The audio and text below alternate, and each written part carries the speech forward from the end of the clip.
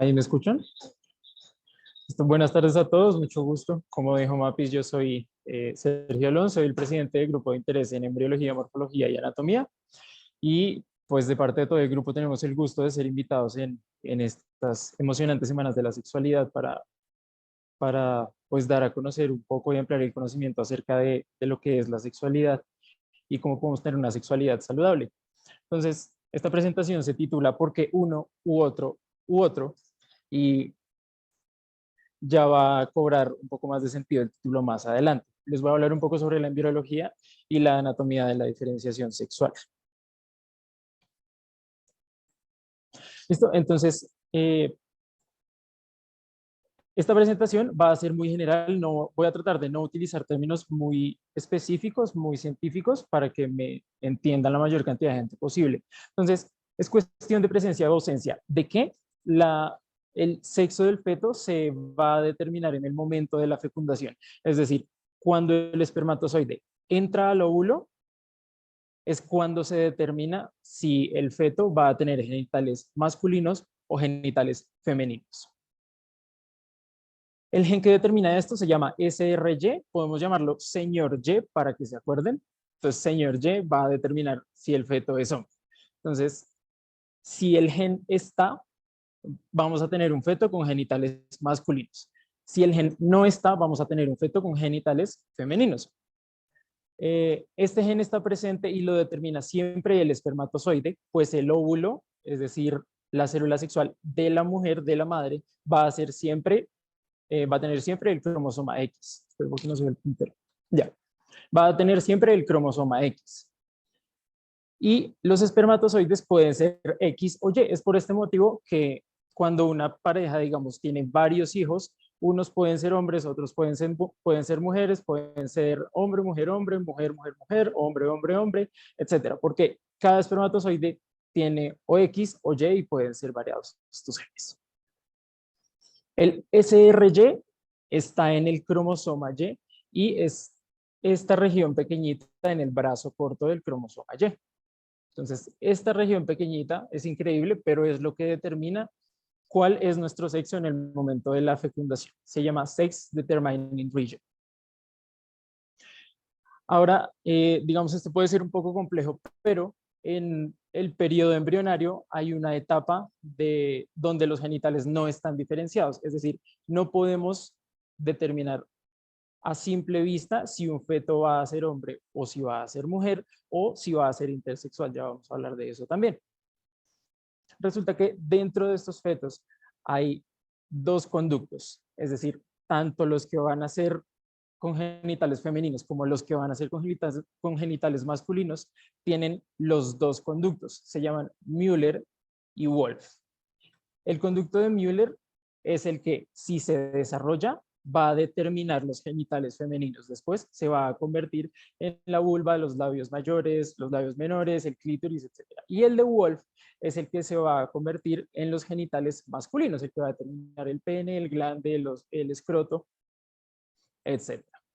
Entonces, estos también son llamados mesonéfricos y paramesonéfricos porque se desarrollan en conjunto con el sistema urinario. Entonces vamos a tener acá el mesonefros y la ampolla genital. Esto que estoy señalando acá, que es la ampolla genital, es lo que va a ser o testículo o ovario. Estos son los conductos de Wolff, los que si se desarrollan nos van a dar genitales masculinos, y estos son los conductos de Müller, los que si se desarrollan nos van a dar genitales femeninos.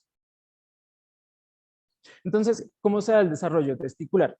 El desarrollo testicular depende casi exclusivamente del gen SRY, del señor Y. Si está este gen, se comienzan a desarrollar los testículos, hay células germinales primordiales de tipo espermático y esto va a propiciar que se estimulen dos tipos de células. Las primeras, las células de Sertoli, que van a producir la sustancia inhibidora mülleriana y que tenía el nombre de Müller, los conductos que determinarían los genitales femeninos. Es decir, vamos a coger el conducto que determina los genitales femeninos y lo vamos a inhibir, lo vamos a atrofiar para que no se desarrollen los genitales femeninos. Tengo una pregunta. ¿Ustedes hasta ahora te van bien o sí? ¿Sí se entiende? Si tienen preguntas, háganlo. de verdad. A quienes están conectados también, si tienen preguntas, pueden levantar la mano o interrumpir. ¿Listo? Y el segundo tipo de célula que se va a estimular con el desarrollo de los testículos son las células de Leydig, que van a producir la bien conocida testosterona, la hormona de los hombres. Sin embargo, de todas formas, recordemos que tanto hombres como mujeres ya cuando nacemos tenemos a ambas hormonas, solamente que es diferente la cantidad. Y bueno, la testosterona va a estimular a su vez los testículos, va a estimular más las células de Sertoli, más a sí mismas las células de Leydig, van a estimular los conductos mesonéfricos para que se desarrollen y se formen los genitales externos, se cierre el ureter, se forme el pene y se forme el glande. Ahora, ¿cómo es el desarrollo ovárico? Bueno, este es de ausencia del gen SR. Si el gen SRY no está, no vamos a tener células de Sertoli, no vamos a tener células de Leydig, no vamos a tener sustancia inhibitoria mülleriana y no vamos a tener testosterona. Entonces van a predominar los estrógenos y la presencia de los estrógenos va a estimular el ovario y va a estimular el conducto de Müller, que después nos va a dar origen a los genitales femeninos. Lo repito, pero es que el tema de los nombres en esto es un poco complicado, entonces para que se vaya quedando en la retentiva. Entonces, recordemos, importantísimo, las hormonas juegan un papel importante. La testosterona en la estimulación de los conductos mesonéfricos y el estrógeno en la estimulación de los conductos paramesonéfricos. Entonces, básicamente hay otros genes que juegan un papel importante. Estos son el SOX9, el SF1, el WNT4 y el DAX1. Digamos que no los voy a complicar con esto, pero acá hay una tabla donde pueden encontrar las funciones de cada uno y digamos que esto es de masticarlo y entenderlo pues poco a poco.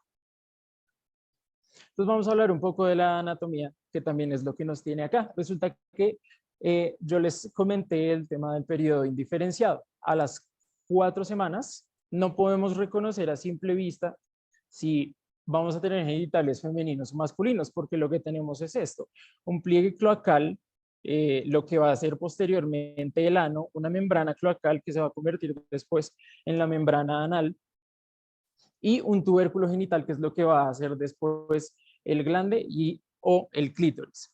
Entonces, no podemos decir si es niño o niña.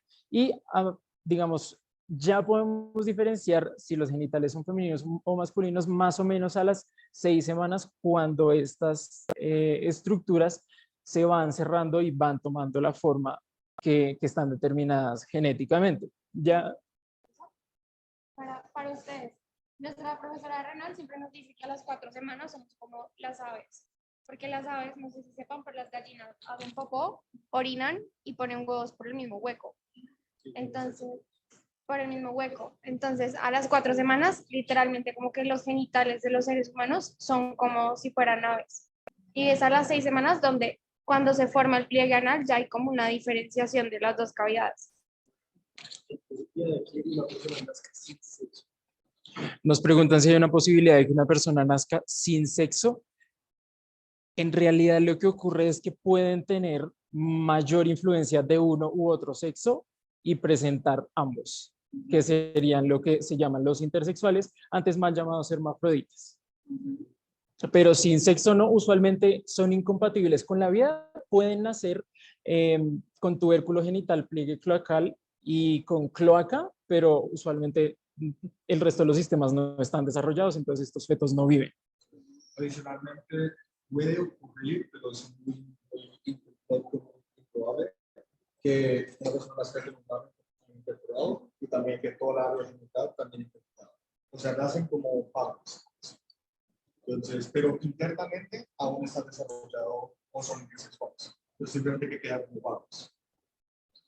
Pero eso se puede hacer. Les traeré el cargador del compu. Está allá.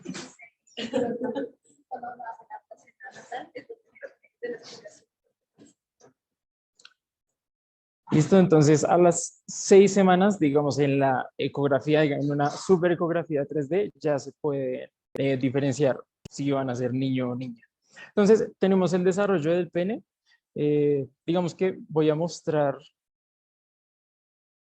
Me confirman, por favor, en la reunión si pueden ver lo que estoy mostrando en pantalla, son unos modelos.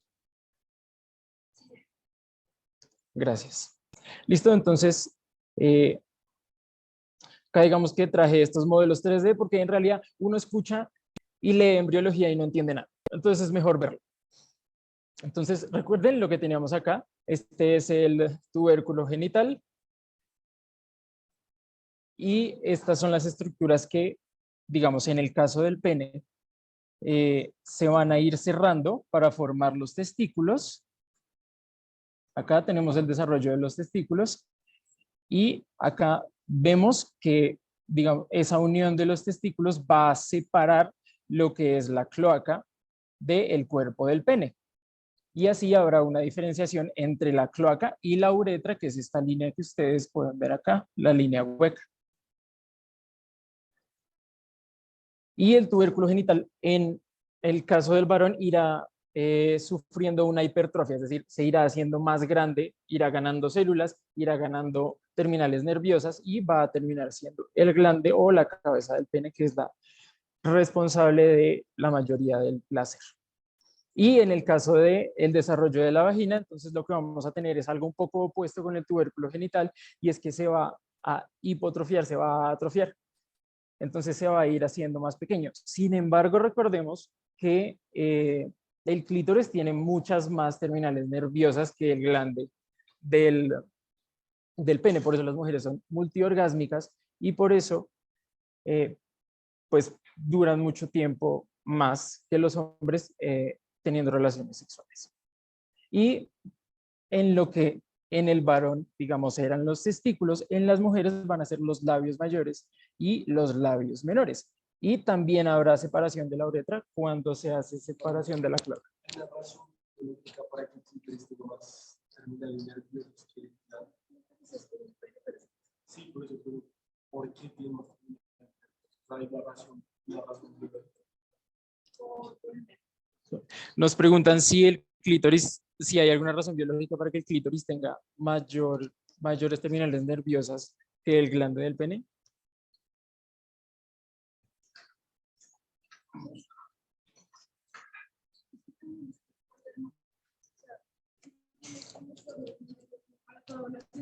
En parte, ajá. Tienes todas las terminaciones nerviosas del pene concentradas en un solo puntito, entonces pues es mucho más. Además, la zona genital femenina, esa, o sea, el clítoris es la mayor parte donde están las terminaciones, pero recuerden que no es la única parte que siente, sino que hay más a profundidad. En cambio, el pene es solamente una única zona. Entonces, cuando ustedes van a ver el volumen en sí de las regiones que pueden generar placer, son 3 a 4 veces más grandes en mujeres que en hombres, tanto por la distribución anatómica como por la distribución en cuanto a espacio. Entonces, esa sería una de las razones biológicas. Ahora, que por qué se activan ciertos genes para que se vayan más hacia profundo, más hacia superficial, debe ser más por la distribución de los órganos por dentro, ya que como ustedes saben, los hombres también tienen una próstata y una vesícula seminal, mientras que las mujeres únicamente tenemos útero y ovarios. Entonces puede crecer más hacia adentro esa zona y en cambio en los hombres tiene que ser un poquito más limitada. Pues, listo, gracias Juliana. Entonces voy a regresar a la presentación y ahora vamos a hablar un poco acerca de los trastornos del desarrollo sexual, que es lo que solemos conocer a estas personas como intersexuales. Entonces tenemos el trastorno 46XX. 46, digamos, son la totalidad de cromosomas normales que hay en el ser humano. Esto es cultura general. Tenemos 23 pares de cromosomas más el par de cromosomas sexuales. Y recordemos que XX es lo que sería genitales masculinos, perdón, femeninos.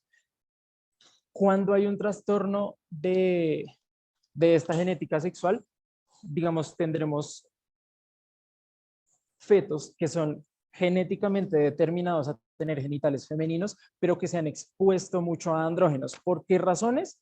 Las principales son por hiperplasia suprarrenal congénita. Recordemos que la glándula suprarrenal es en la mujer la mayor encargada de producir hormonas masculinas. En el hombre es el testículo, pero en el hombre también produce muchas hormonas masculinas. Entonces, cuando hay hiperplasia significa que la glándula suprarrenal está, digamos, sobrefuncionando, entonces está produciendo muchísimas hormonas masculinas y los fetos que son XX se van a ver expuestos a esta cantidad de hormonas masculinas y se van a masculinizar. Entonces, el desarrollo de los genitales femeninos primero se va a detener porque acuérdense que la testosterona inhibe el desarrollo de los genitales femeninos y además van a desarrollar parte de los genitales masculinos porque la testosterona además estimula que se haga el sistema reproductor masculino. Y se van a ver así. Entonces, estos son los bebés, digamos, cuando hacemos la adaptación neonatal, revisamos cómo son los genitales de los bebés para determinarles el sexo. El sexo sí es arbitrario, pero digamos que es algo que se tiene por el momento estandarizado. Probablemente más adelante se cambie. Entonces acá no podemos decir si son genitales masculinos o femeninos, están indeterminados o son intersexuales. También hay trastornos 46XY, estos son fetos que están genéticamente determinados a ser masculinos y que se feminizan. Entonces, por ejemplo, tendremos el síndrome de insensibilidad parcial a andrógenos. Si somos insensibles a las hormonas masculinas, no vamos a desarrollar genitales masculinos y por ende vamos a feminizar nuestros genitales. O la deficiencia de esta hormona, que es, digamos, una de las encargadas de procesar las hormonas masculinas. Si no la tenemos, las hormonas masculinas al final no se van a producir. Y pues tenemos otras alteraciones genéticas que se presentan con más alteraciones a nivel corporal. Por lo general, estas personas no viven mucho tiempo, como el síndrome de Klinefelter y el síndrome de Turner, que les tengo acá más adelante. Entonces, vean, este es un síndrome de Klinefelter. Este es un síndrome de Klinefelter. Podemos ver que tienen ginecomastia, que son senos en los hombres. Micropene es un pene muy pequeño, casi es un pene, digamos, cercano al tamaño de lo que podría llegar a ser un clítoris. Entonces, estos niños tampoco desarrollan vello púbico en la pubertad. Entonces, son cuerpos masculinos muy feminizados. Sin embargo, recuerden, digamos, estas alteraciones no son solamente cuestión de cómo se ve el cuerpo, sino que presentan más alteraciones a nivel biológico. O acá tenemos un feto feminizado.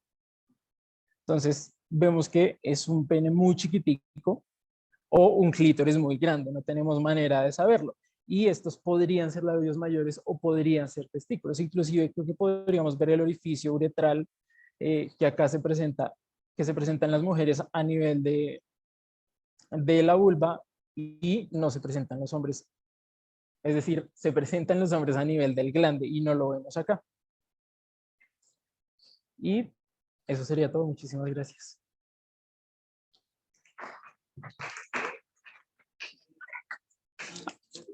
¿Cómo son los tratamientos hormonales o digamos de los esteroides? ¿Cómo afectan eso? ¿Cómo que les pueden llegar a generar eso después de nacido?